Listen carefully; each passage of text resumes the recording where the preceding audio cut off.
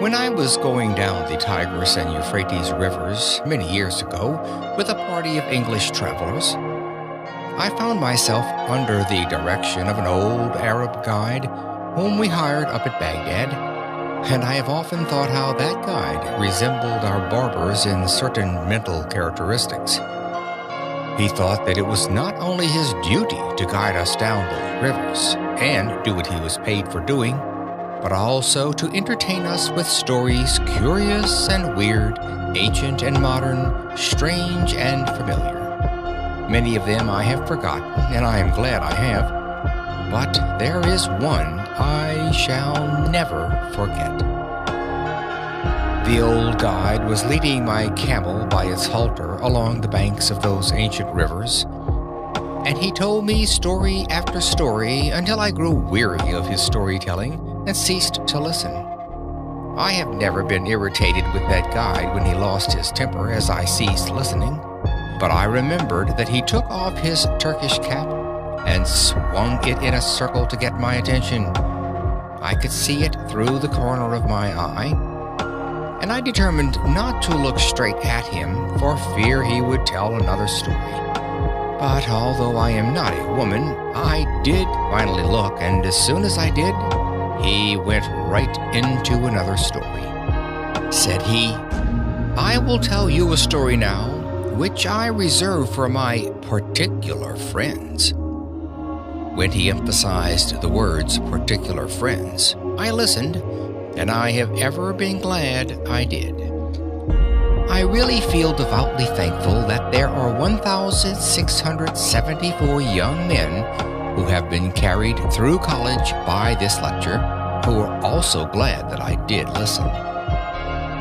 The old guide told me that there once lived, not far from the river Indus, an ancient Persian by the name of Ali Hafed. He said that Ali Hafed owned a very large farm, that he had orchards, grain fields, and gardens, that he had money at interest and was a wealthy and contented man. He was contented because he was wealthy, and wealthy because he was contented. One day there visited that old Persian farmer one of these ancient Buddhist priests, one of the wise men of the East. He sat down by the fire and told the old farmer how this world of ours was made. He said that this world was once a mere bank of fog, and that the Almighty thrust his finger into this bank of fog and began slowly to move his finger around, increasing the speed until at last he whirled this bank of fog into a solid ball of fire. Then it went rolling through the universe, burning its way through other banks of fog, and condensed the moisture without until it fell in floods of rain upon its hot surface and cooled the outward crust. Then the internal fires bursting outward through the crust threw up the mountains and hills, the valleys, the plains and prairies of this wonderful world of ours. If this internal molten mass came bursting out and cooled very quickly, it became granite. Less quickly, copper. Less quickly, silver. Less quickly, gold. And after gold, diamonds were made. Said the old priest, "A diamond is a congealed drop of sunlight." Now, this is literally scientifically true, that a diamond is an actual deposit of carbon from the sun. The old priest told Ali Hafed that if he had one diamond the size of his thumb, he could purchase the country. And if he had a mine of diamonds, he could place his children upon thrones through the influence of their great wealth. Ali Hafed heard all about diamonds, how much they were worth, and went to his bed that night a poor man. He had not lost anything, but he was poor because he was discontented, and discontented because he feared he was poor. He said, "I want a mine of diamonds." And he lay awake all night. Early in the morning, he sought out the priest. I know by experience that a priest is very cross when awakened early in the morning. And when he shook that old priest out of his dreams, Ali Hafed said to him, "Will you tell me where I can find diamonds?" "Diamonds? What do you want with diamonds?" "Why, I wish to be immensely rich." "Well then, go along and find them. That is all you have to do. Go and find them, and then you will have them." "But I don't know where to go." "Well, if you will find a river that runs through white sands between high mountains, in those white sands, you will always find diamonds." "I don't believe there is any such river."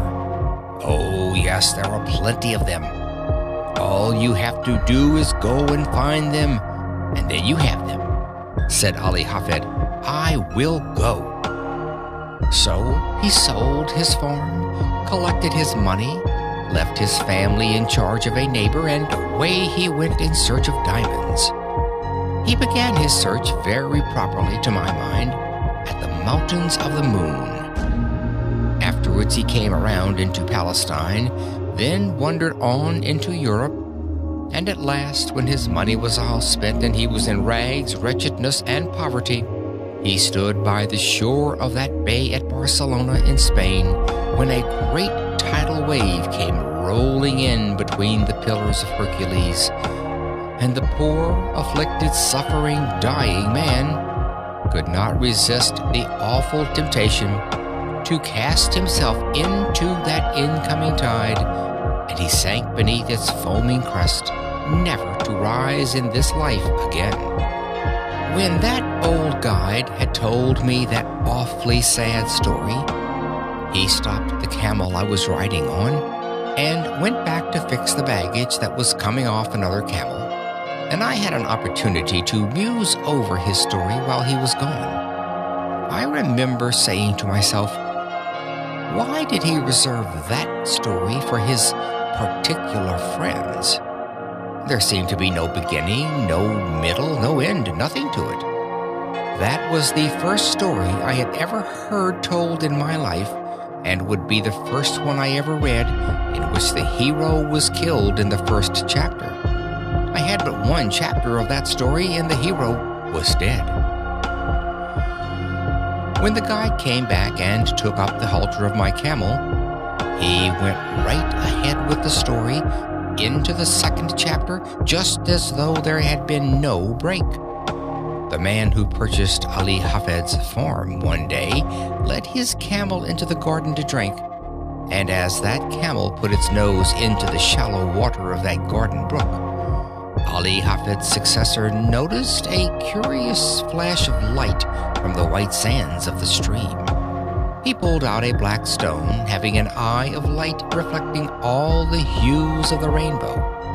He took the pebble into the house and put it on the mantle which covers the central fires, and forgot all about it. A few days later, this same old priest came in to visit Ali Hafed's successor, and the moment he opened that drawing room door, he saw that flash of light on the mantle, and he rushed up to it and shouted, "Here is a diamond!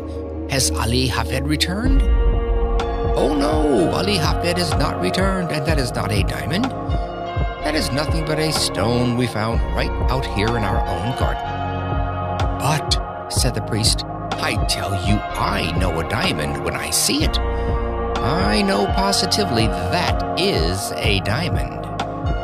Then together they rushed out into that old garden and stirred up the white sands with their fingers, and lo, there came up other, more beautiful and valuable gems than the first. "Thus," said the guide to me, and friends, it is historically true, "was discovered the diamond mine of Golconda, the most magnificent diamond mine in all the history of mankind, excelling the Kimberley itself. The Koh-i-Noor and the Orloff of the crown jewels of England and Russia, the largest on earth, came from that mine." When that old Arab guide told me the second chapter of his story, he then took off his Turkish cap and swung it around in the air again to get my attention to the moral. Those Arab guides have morals to their stories, although they are not always moral. As he swung his hat, he said to me, "Had Ali Hafed remained at home and dug in his own cellar, or underneath his own wheat fields, or in his own garden, instead of wretchedness, starvation, and death by suicide in a strange land, he would have had acres of diamonds. For every acre of that old farm, yes, every shovelful, afterward revealed gems which since have decorated the crowns of monarchs." When he had added the moral to his story, I saw why he reserved it for his particular friends. But I did not tell him I could see it. It was that mean old Arab's way of going around a thing like a lawyer to say indirectly what he did not dare say directly, that, in his private opinion, there was a certain young man then traveling down the Tigris River that might better be at home in America. I did not tell him I could see that, but I told him his story reminded me of one, and I told it to him quick, and I think I will tell it to you. I told him of a man out in California in 1847 who owned a ranch. He heard they had discovered gold in Southern California, and so with a passion for gold, he sold his ranch to Colonel Sutter, and away he went, never to come back. Colonel Sutter put a mill upon the stream that ran through that ranch, and one day his little girl brought some wet sand from the raceway into their home and sifted it through her fingers before the fire.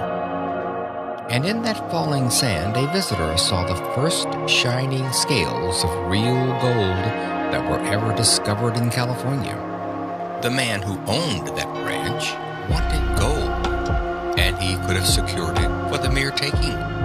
Indeed, $38 million have been taken out of very few acres since then. About 8 years ago, I delivered this lecture in a city that stands on that farm, and they told me that a one-third owner for years and years has been getting $120 in gold every 15 minutes, sleeping or waking, without taxation. You and I would enjoy an income like that if we didn't have to pay an income tax. But a better illustration really than that occurred here in our own Pennsylvania. If there is anything I enjoy above another on the platform, it is to get one of these German audiences in Pennsylvania before me and fire that at them, and I enjoy it tonight. There was a man living in Pennsylvania, not unlike some Pennsylvanians you have seen, who owned a farm.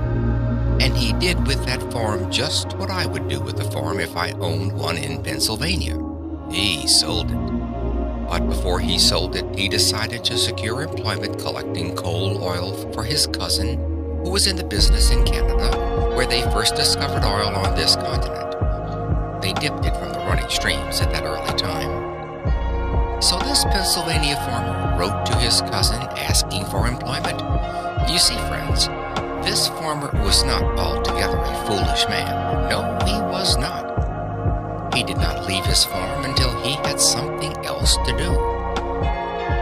Of all the simpletons the stars shine on, I don't know of a worse one than the man who leaves one job before he has gotten another. That has a special reference to my profession and has no reference whatever to a man seeking a divorce. When he wrote to his cousin for employment, his cousin replied, "I cannot engage you because you know nothing about the oil business." Well, then the old farmer said, "I will know," and with most commendable zeal, characteristic of the students of Temple University, he set himself at the study of the whole subject. He began away back at the second day of God's creation, when this world was covered thick and deep with that rich vegetation which since has turned to the primitive beds of coal. He studied the subject until he found that the drainings really of those rich beds of coal furnished the coal oil that was worth pumping, and then he he found how it came up with the living springs. He studied until he knew what it looked like, smelled like, tasted like, and how to refine it. Now, said he in his letter to his cousin, I understand the oil business. His cousin answered, all right, come on. So he sold his farm, according to the county record, for $833, even money, no sense. He had scarcely gone from that place before the man who purchased the spot went out to arrange for the watering of the cattle. He found the previous owner had gone out years before and put a plank across the brook back of the barn, edgewise into the surface of the water just a few inches. The purpose of that plank at that sharp angle across the brook was to throw over to the other bank a dreadful-looking scum through which the cattle would not put their noses. But with that plank there to throw it all over to one side, the cattle would drink below, and thus that man who had gone to Canada had been himself damming back for 23 years a flood of coal oil which the state geologists of Pennsylvania declared to us 10 years later was even then worth $100 million to our state. And 4 years ago, our geologist declared the discovery to be worth to our state $1,000 million. The man who owned that territory on which the city of Titusville now stands, and those Pleasantville valleys, had studied the subject from the second day of God's creation clear down to the present time. He studied it until he knew all about it, and yet he is said to have sold the whole of it for $833. And again I say, no sense. But I need another illustration. I found it in Massachusetts, and I am sorry I did because that is the state I came from. This young man in Massachusetts furnishes just another phase of my thought. He went to Yale College and studied mines and mining, and became such an adept as a mining engineer that he was employed by the authorities of the university to train students who were behind their classes. During his senior year, he earned $15 a week for doing that work. When he graduated, they raised his pay from $15 to $45 a week and offered him a professorship, and as soon as they did, he went right home to his mother. If they had raised that boy's pay from $15 to $15.60, he would have stayed and been proud of the place. But when they put it up to $45 at one leap, he said, Mother, I won't work for $45 a week. The idea of a man with a brain like mine working for $45 a week. Let's go out in California and stake out gold mines and silver mines and be immensely rich. Said his mother, Now, Charlie, it is just as well to be happy as it is to be rich. Yes, said Charlie, but it is just as well to be rich and happy too. And they were both right about it. As he was an only son and she a widow, of course he had his way. They always do. They sold out in Massachusetts, and instead of going to California, they went to Wisconsin, where he went into the employ of the Superior Copper Mining Company at $15 a week again, but with the proviso in his contract that he should have interest in any mines he should discover for the company. I don't believe he ever discovered a mine, and if I am looking in the face of any stockholder of that copper company, you wish he had discovered something or other.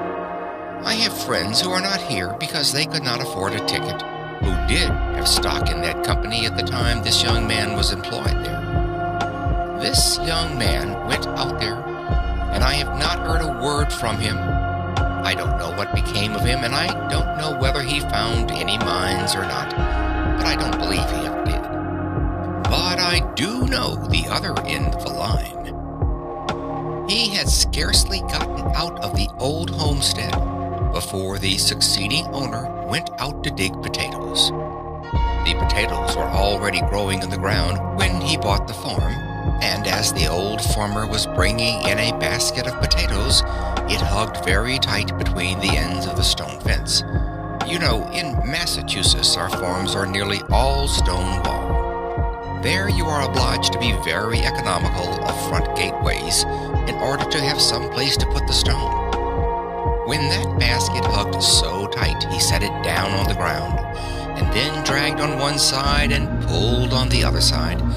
And as he was dragging that basket through, this farmer noticed in the upper and outer corner of that stone wall, right next to the gate, a block of native silver 8 inches square. That professor of mines, mining, and mineralogy, who knew so much about the subject that he would not work for $45 a week, when he sold that homestead in Massachusetts, sat right on that silver to make the bargain. He was born on that homestead, was brought up there, and had gone back and forth rubbing the stone with his sleeve until it reflected his countenance and seemed to say, "Here is $100,000 right down here just for the taking." But he would not take it. It was in a home in Newburyport, Massachusetts, and there was no silver there. All the way off. Well, I don't know where, and he did not, but somewhere else. And he was a professor of mineralogy. My friends, that mistake is very universally made. And why should we even smile at him? I often wonder what has become of him. I do not know it all, but I will tell you what I guess as a Yankee. I guess that he sits out there by his fireside tonight with his friends gathered around him, and he's saying to them something like this. "Do you know that man Conwell who lives in Philadelphia? Oh, yes, I've heard of him. Do you know that man Jones that lives in Philadelphia? Yes, I have heard of him too." Then he begins to laugh and shakes his sides and says to his friends, "Well, they have done just the same thing I did, precisely." And that spoils the whole joke, for you and I have done the same thing he did. And while we sit here and laugh at him, he has a better right to sit out there and laugh at us. I know I have made the same mistakes, but of course that does not make any difference, because we don't expect the same man to preach and practice too. As I come here tonight and look around this audience, I am seeing again what through these 50 years I have continually seen. Men that are making precisely that same mistake. I often wish I could see the younger people, and would that the academy had been filled tonight with our high school scholars and our grammar school scholars, that I could have them to talk to. While I would have preferred such an audience as that, because they are most susceptible, as they have not grown up into their prejudices as we have, they have not gotten into any custom that they cannot break, they have not met with any failures as we have. And while I could perhaps do such an audience as that more good than I can do grown-up people, yet I will do the best I can with the material I have. I say to you that you have acres of diamonds in Philadelphia right where you now live. Oh, but you say, you cannot know much about our city if you think there are any acres of diamonds here. I was greatly interested in that account in the newspaper of the young man who found that diamond in North Carolina. It was one of the purest diamonds that has ever been discovered, and it has several predecessors near the same locality. I went to a distinguished professor in mineralogy and asked him where he thought those diamonds came from. The professor secured the map of the geologic formations of our continent and traced it. He said it went either through the underlying Carboniferous strata adapted for such production westward through Ohio and the Mississippi, or in more probability came eastward through Virginia and up the shore of the Atlantic Ocean. It is a fact that the diamonds were there, for they have been discovered and sold, and that they were carried down there during the drift period from some northern locality. Now who can say but some person going down with his drill in Philadelphia will find some trace of a diamond mine yet down here? Oh, friends, you cannot say that you are not over one of the greatest diamond mines in the world, for such a diamond as that only comes from the most profitable mines that are found on Earth. But it serves simply to illustrate my thought, which I emphasize by saying if you do not have the actual diamond mines, literally, you have all that they would be good for to you. Because now that the Queen of England has given the greatest compliment ever conferred upon American women for her attire because she did not appear with any jewels at all at the late reception in England, it has almost done away with the use of diamonds anyhow. All you would care for would be the few you would wear if you wish to be modest, and the rest you would sell for money. Now then, I say again that the opportunity to get rich, to attain unto great wealth, is here in Philadelphia now, within the reach of almost every man and woman who hears me speak tonight. And I mean just what I say. I have not come to this platform, even under these circumstances, to recite something to you. I have come to tell you what in God's sight I believe to be the truth. And if the years of life have been of any value to me in the attainment of common sense, I know I am right.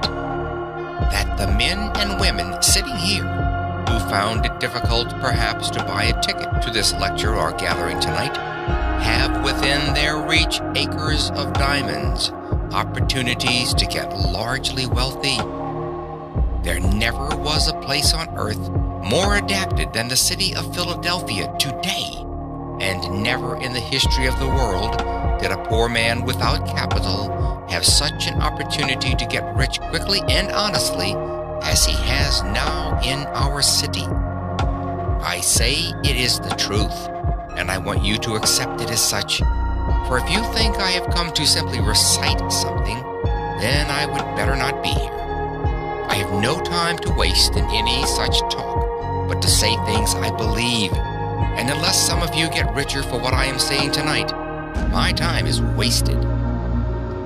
I say that you ought to get rich, and it is your duty to get rich. How many of my pious brethren say to me, "Do you, a Christian minister, spend your time going up and down the country advising young people to get rich, to get money?" Yes, of course I do. They say, "Isn't that awful? Why don't you preach the gospel instead of preaching about man's making money?" Because to make money honestly is to preach the gospel. That is the reason. The men who get rich may be the most honest men you find in the community. "Oh," says some young man here tonight, "I've been told all my life that if a person has money, he is very dishonest and dishonorable and mean and contemptible." My friend, that is the reason why you have none, because you have that idea of people. The foundation of your faith is altogether false. Let me say here clearly, and say it briefly, though subject to discussion which I have not time for here, 98 out of 100 of the rich men of America are honest. That is why they are rich. That is why they are trusted with money. That is why they carry on great enterprises and find plenty of people to work with them. It is because they are honest men. Says another young man, "I hear sometimes of men that get millions of dollars dishonestly." Yes, of course you do, and so do I. But they are so rare a thing, in fact, that the newspapers talk about them all the time as a matter of news, until you get the idea that all the other rich men got rich dishonestly. My friend, you take and drive me, if you furnish the auto, out into the suburbs of Philadelphia, and introduce me to the people who own their homes around this great city. Those beautiful homes with gardens and flowers. Those magnificent homes, so lovely in their art. And I will introduce you to the very best people in character as well as in enterprise in our city, and you know I will. A man is not really a true man until he owns his own home, and they that own their homes are made more honorable and honest and pure and true and economical and careful by owning a man to have money, even in large sums, is not an inconsistent thing. We preach against covetousness, and you know we do in the pulpit, and oftentimes preach against it so long and use the terms about filthy lucre so extremely that Christians get the idea that when we stand in the pulpit, we believe it is wicked for any man to have money until the collection basket goes around. And then we almost swear at the people because they don't give more money. Oh, the inconsistency of such doctrines as that. Money is power, and you ought to be reasonably ambitious to have it. You ought, because you can do more good with it than you could without it. Money printed your Bible. Money builds your churches. Money sends your missionaries, and money pays your preachers, and you would not have many of them either if you did not pay them. I am always willing that my church should raise my salary, because the church that pays the largest salary always raises it the easiest. You never knew an exception to it in your life. The man who gets the largest salary can do the most good with the power that is furnished to him. Of course he can, if his spirit be right to use it for what it is given to him. I say then, you ought to have money. If you can honestly attain unto riches in Philadelphia, it is your Christian and godly duty to do so. It is an awful mistake of these pious people to think you must be awfully poor in order to be pious. Some men say, "Don't you sympathize with the poor people?" Of course I do, or else I would not have been lecturing these years. I won't give in but what I sympathize with the poor, but the number of poor who are to be sympathized with is very small. To sympathize with a man whom God has punished for his sins, thus to help him when God would still continue a just punishment, is to do wrong, no doubt about it. And we do that more than we help those who are deserving. While we should sympathize with God's poor, that is, those who cannot help themselves, let us remember there is not a poor person in the United States who was not made poor by his own shortcomings or by the shortcomings of someone else. It is all wrong to be poor anyhow. Let us give in to that argument and pass that to one side. A gentleman gets up back there and says, "Don't you think there are some things in the world that are better than money?" Of course I do. But I'm talking about money now. Of course there are some things higher than money. Oh yes, I know by the grave that has left me standing alone that there are some things in the world that are higher and sweeter and purer than money. Well do I know there are some things higher and grander than gold. Love is the grandest thing on God's earth, but fortunate the lover who has plenty of money. Money is power. Money is force. Money will do good as well as harm. In the hands of good men and women, it could accomplish, and it has accomplished, good. I hate to leave that behind me. I heard a man get up in a prayer meeting at our city and thank the Lord he was one of God's poor. Well, I wonder what his wife thinks about that. She earns all the money that comes into that house, and he smokes a part of that on the veranda. I don't want to see any more of the Lord's poor of that kind, and I don't believe the Lord does. And yet there are some people who think that in order to be pious, you must be awfully poor and awfully dirty. That does not follow at all. While we sympathize with the poor, let us not teach a doctrine like that. Yet the age is prejudiced against advising a Christian man, or as a Jew would say, a godly man, from attaining unto wealth. The prejudice is so universal, and the years are far enough back, I think, for me to safely mention that years ago up at Temple University, there was a young man in our theological school who thought he was the only pious student in that department. He came into my office one evening and sat down by my desk and said to me, Mr. President, I think it is my duty, sir, to come in and labor with you. What has happened now? Said he, I heard you say at the academy at the Pierce School commencement that you thought it was an honorable ambition for a young man to desire to have wealth, and that you thought it made him temperate, made him anxious to have a good name, and made him industrious. You spoke about man's ambition to have money helping to make him a good man. Sir, I have come to tell you the Holy Bible says that money is the root of all evil. I told him I had never seen it in the Bible and advised him to go out into the chapel and get the Bible and show me the place.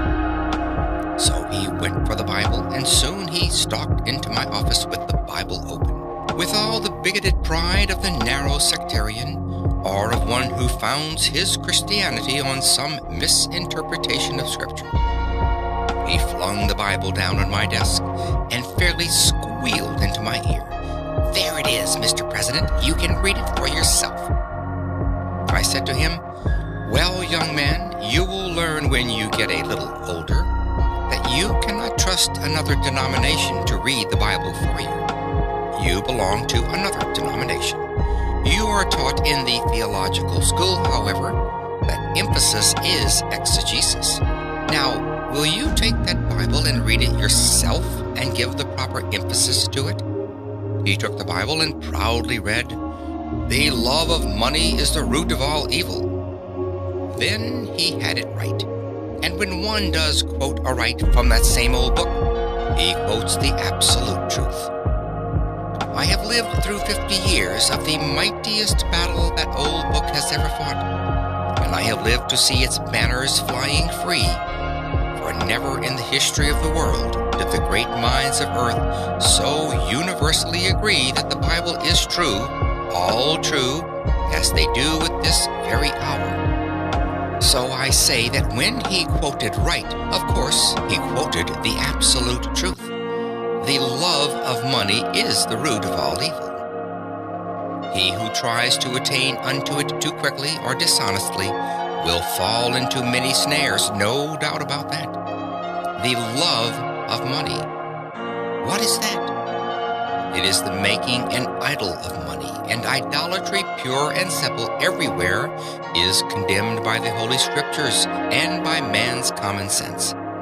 The man that worships the dollar instead of thinking of the purposes for which it ought to be used, the man who idolizes simply money, the miser that hoards his money in the cellar or hides it in his stocking, or refuses to invest it where it will do the world good, that man who hugs the dollar until the eagle squeals has in him the root of all evil. I think I will leave that behind me now and answer the question of nearly all of you who are asking, is there opportunity to get rich in Philadelphia? Well now, how simple a thing it is to see where it is, and the instant you see where it is yours. Some old gentleman gets up back there and says, Mr. Conrad, have you lived in Philadelphia for 31 years and don't know that the time has gone by when you can make anything in this city? No, I don't think it is. Yes, it is. I have tried it. What business are you in? I kept a store here for 20 years and never made over $1,000 in the whole 20 years. Well then, you can measure the good you have been to this city by what this city has paid you, because a man can judge very well what he is worth by what he receives. That is, in what he is to the world at this time. If you have not made over $1,000 in 20 years in Philadelphia, it would have been better for Philadelphia if they had kicked you out of the city 19 years and 9 months ago. A man has no right to keep a store in Philadelphia 20 years and not make at least $500,000, even though it be a corner grocery uptown. You say, you cannot make $5,000 in a store now? Oh, my friends, if you will take only 4 blocks around you and find out what the people want and what you ought to supply and set them down with your pencil and figure up the profits you would make if you did supply them, you would very soon see it. There is wealth right within the sound of your voice. Someone says, "You don't know anything about business. A preacher never knows a thing about business." Well, then I will have to prove that I am an expert.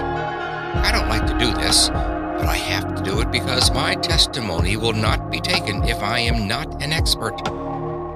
My father kept a country store, and if there is any place under the stars where a man gets all sorts of experience in every kind of mercantile transactions, it is in the country store.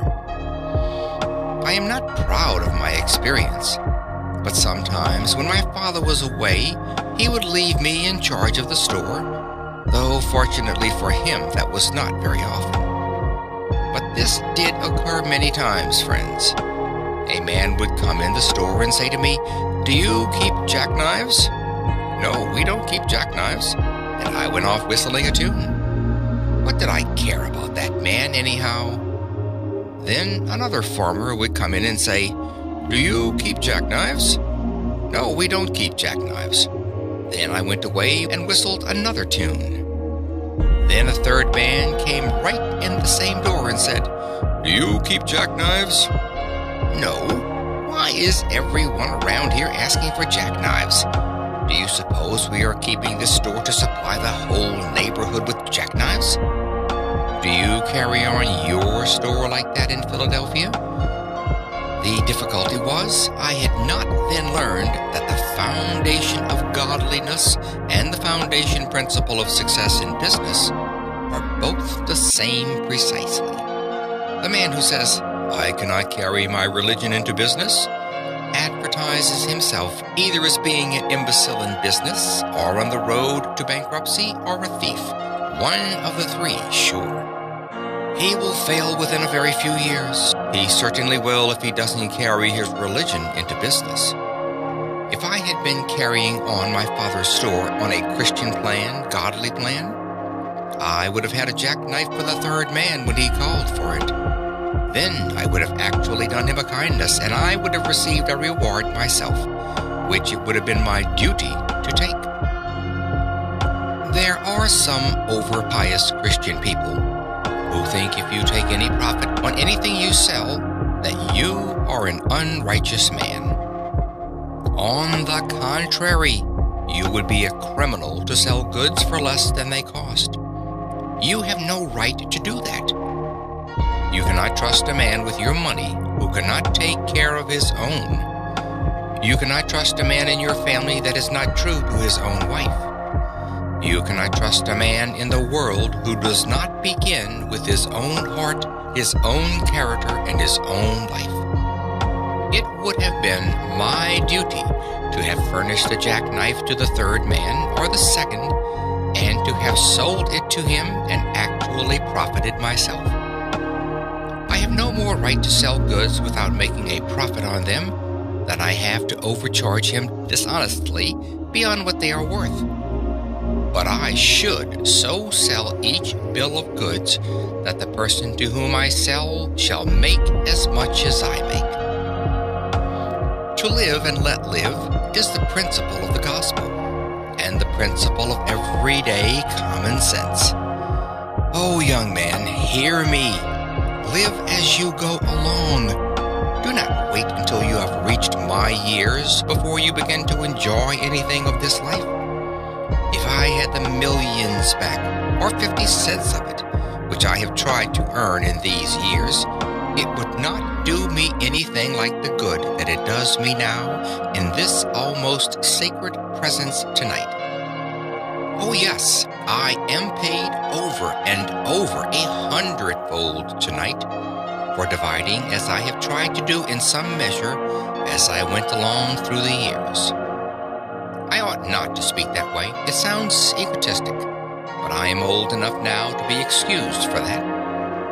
I should have helped my fellow men, which I have tried to do, and everyone should try to do, and get the happiness of it. The man who goes home with the sense that he has stolen $1 that day, that he has robbed a man of what was his honest due, is not going to sweet rest. He arises tired in the morning and goes with an unclean conscience to his work the next day. He is not a successful man at all, although he may have laid up millions. But the man who goes through life dividing always with his fellow men, making and demanding his own rights and his own profits, and giving to every other man his rights and profits, lives every day, and not only that, but it is the royal road to great wealth. The history of the thousands of millionaires shows this to be the case. The man over there, who said he could not make anything in a store in Philadelphia, has been carrying on his store on the wrong principle. Suppose I go into your store tomorrow morning and ask, "Do you know neighbor A who lives 1 square away at house number 1240?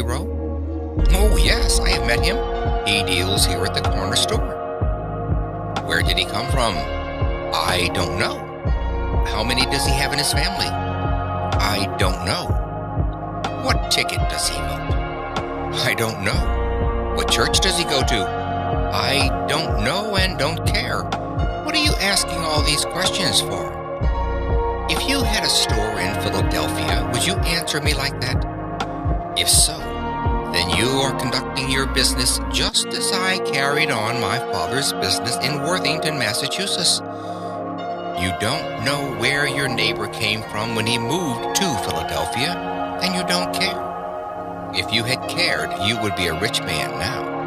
If you had cared enough about him to take an interest in his affairs, to find out what he needed, you would have been rich. But you go through the world saying, "No opportunity to get rich." And there is the fault right at your own door. But another young man gets up over there and says, "I cannot take up the mercantile business." While I am talking of trade, it applies to every occupation. Why can't you go into the mercantile business? Because I haven't any capital.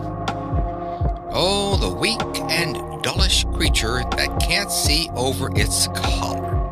It makes a person weak to see these little dudes standing around the corners and saying, "Oh, if I had plenty of capital, how rich I would get."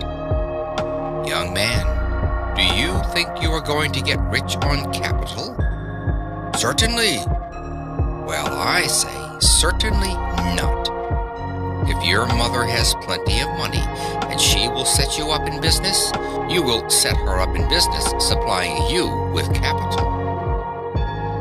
The moment a young man or woman gets more money than he or she has grown to by practical experience, that moment he has gotten a curse. It is no help to a young man or woman to inherit money. It is no help to your children to leave them money, but if you leave them education, if you leave them Christian and noble character, if you leave them a wide circle of friends, if you leave them an honorable name, it is far better than that they should have money. It would be worse for them, worse for the nation, that they should have any money at all. Oh, young man, if you have inherited money, don't regard it as a help. It will curse you through your years and deprive you of the very best things of human life. There is no class of people to be pitied so much as the inexperienced sons and daughters of the rich of our generation. I pity the rich man's son. He can never know the best things in life. One of the best things in our life is when a young man has earned his own living, and when he becomes engaged to some lovely young woman and makes up his mind to have a home of his own. Then, with that same love comes also that divine inspiration toward better things, and he begins to save his money. He begins to leave off his bad habits and put money in the bank.